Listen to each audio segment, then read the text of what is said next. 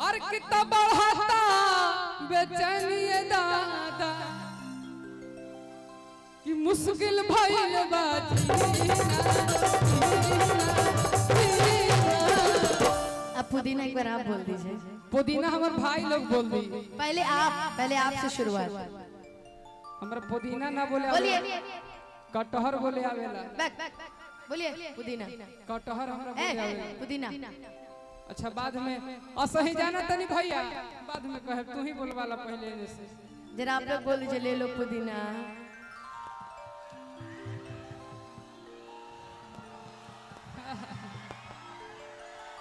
एगो बात जाना तारा, पवन भैया कहले हाँ कि पुदीना ले लो पुदीना, तो उनका ठेला पर पुदीना बिक गई।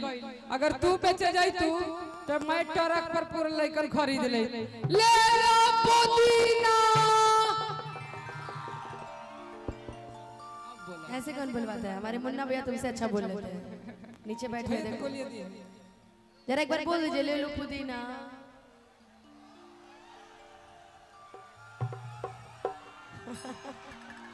लेकिन आइए मिलके सभी मिलके गाएंगे कि बढ़ता बेचैनी ये दादा मुश्किल भइल बजीना जीना। पुदीना गाना सुनी है ना? सुना ना, तन एक बार बोल दीजिए एक बार पुदीना। ना बोलिए भाई, ये अब वीआईपी बाड़ी। हम इनका कहनी हां ऐसे तो करे तारी हट हट सफेद हम इग्नोर कर देता रही। हमसे कहिए, हम नहीं इग्नोर करेंगे। सही है यार, बताओ ना। अच्छा ठीक है, लेकिन मिलके सभी झूम के डांस करना है, ठीक है? ले ला पुदीना ले ला पुदीना ले ला पुदीना गरी से आई पान तोहरा गलिया के बाड़ू ललिया देखो ना यार बहके कैसा भइल बहलिया बढ़ता बेचैनी ना मुश्किल भइल बजीना जीना जीना।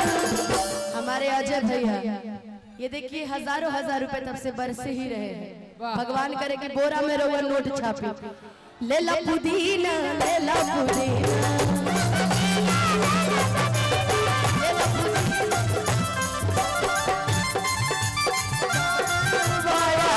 गोदी में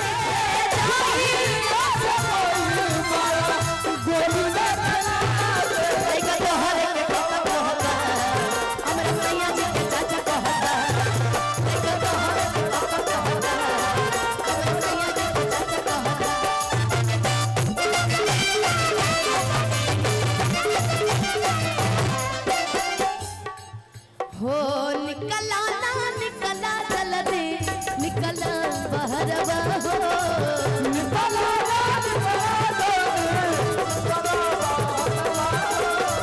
निकला ना निकला जल्दी निकला बहरवा हो मिल खातिर गइल तोहर गाँव के लभरवा हो मिल खातिर गइल तोहर गाँव के लभरवा हो मिल खातिर गइल तोहर।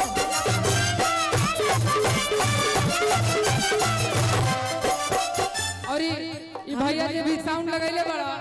ई गाना तनी ये पुदीना वाला गाना एक बार रिकॉर्डिंग बजा दे काजी। एक बार होके के चाहिए पुदीना गाना तनी रिकॉर्डिंग बजा दियो सही। हां अभी गा लो पहले, ओकरा बाद कि सोचा तनी पर हम बाबा झाट दे कराई दा अरे सनमवा से हमारा मिलनवा येरा। तोहरा हम बार बोलू बाबू आदत ना सुधरी कुटाइबे करी हो कि नाता हम दे देबे यही जे परनवा या बेची बेची बाबा तनी गनवा।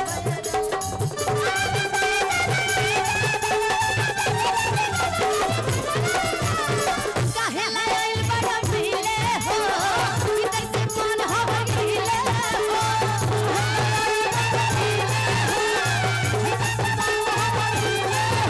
कड़ाई पर धूप बड़ी होली मोरी मैया अरे जय नीरदैया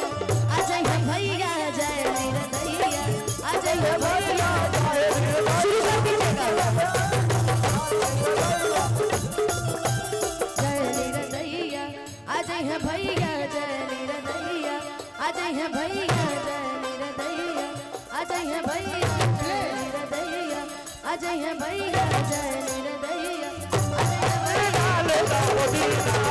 आ जाइए भैया